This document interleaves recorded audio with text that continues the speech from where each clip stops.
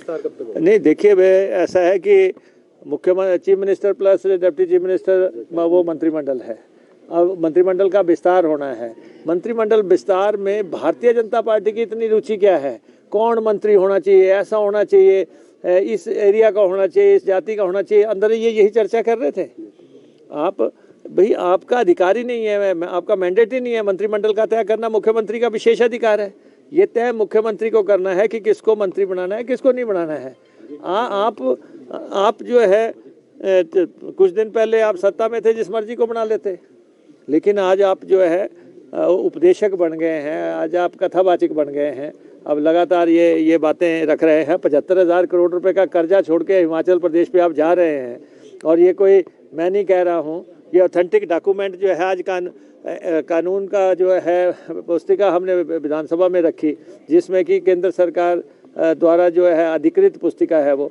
आज इस साल के अंत तक जो है 75,000 करोड़ रुपए का कर्जा होगा। अकेली जयराम सरकार अपने 5 साल में 27,000 करोड़ रुपए का कर्जा लगभग प्लान करके चली गई। 27,000 अंतिम समय तक, जब सरकार का ये 5 साल पूरे हो गए, तो आपको 27,000 करोड़ रुपए का कर्जा अकेली एक सरकार का हुआ। 75,000 करोड़ का टोटल कर्जा हो गया।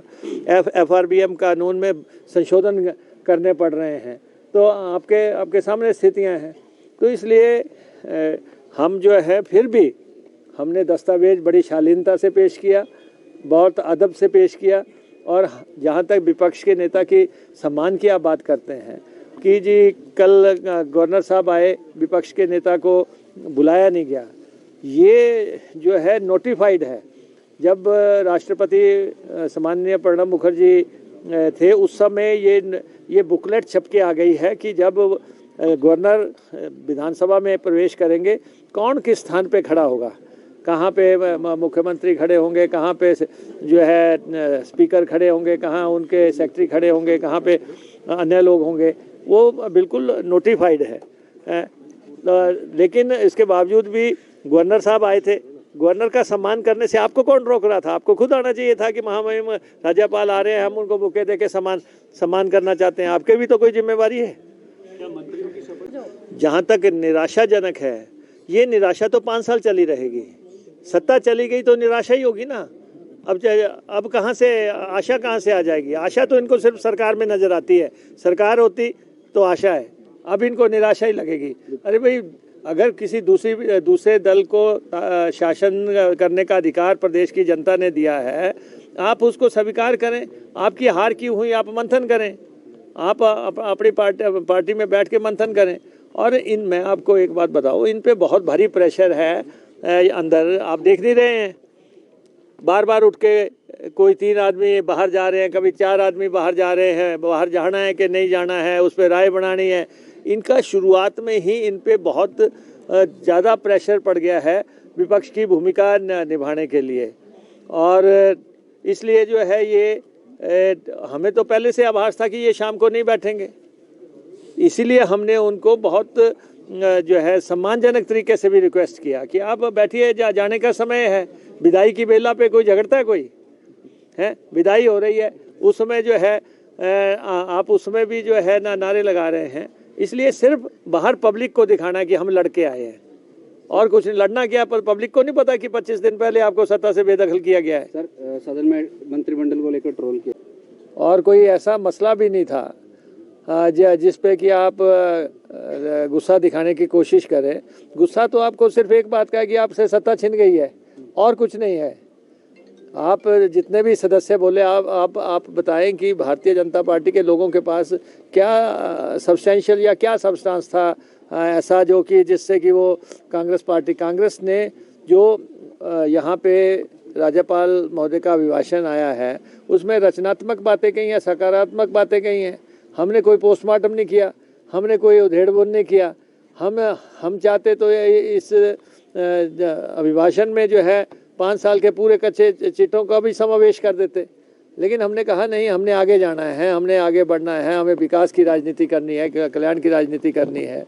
और उसके बावजूद जो है आप देखें कि जब सत्ता गई है, आपने जाति सरकार में 900 संस्थान खोल दिए, 5,000 करोड़ रुपए खोलने के लिए उसके लिए पैसा चाहिए, आपने बजट का कोई प्रावधान नहीं किया और आप जहाँ भी जाते रहे वहीं पे घोषणा करते रहे और एक ही स्थान पे 50-50 पत्थर लगा के आप शिलान्यास करते रहे, उद्घाटन करते रहे। आप मौके पे भी नहीं जा सके।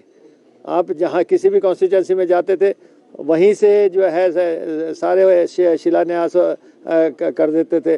पैसा है या नहीं है? मैं अपनी कॉन्स्टिट्यूंसी में देख रहा हूँ कि आपने 13 ट्यूबवेल्स का उद्घाटन का शिलान्यास कर दिया, 20 लाख रुपए दिया, 6 करोड़ रुपया चाहिए। आपने सत्ता हासिल करने के लिए सब कुछ किया, लेकिन फिर भी समाप्त हो गया और 3 दिन का सत्र था, संक्षिप्त सत्र था और ये सत्र जो एक रस्म है, हमेशा सरकार बनने के बाद ये सत्र आता है, तो आज उसका राज्यपाल महोदय के अभिभाषण पे चर्चा के बाद सत्र की समाप्ति हो गई है। सर आज जो है चुन कर आपने जो है बातें कही, जब आपने चर्चा का उत्तर दिया तो क्या कहना चाहेंगे? आपने नौकरियों की बात कही, नेता प्रतिपक्ष के सम्मान की बात आपने कही और ये भी कहा, पेपर लीक पर आपने कहा और ये भी आपने कहा कि लाले की दुकान की तरह जो है सरकार चल रही थी अंतिम समय में। हाँ नहीं, देखिए सबसे बड़ी बात तो है कि कोई भी पार्टी विशेष है, जब मैंडेट उनके खिलाफ आ गया तो उनको सिर झुका के उस मैंडेट का सम्मान करना चाहिए। लोकतंत्र में किसी भी पार्टी का, किसी भी दल की लोकप्रियता का जो पैमाना है वो चुनाव है।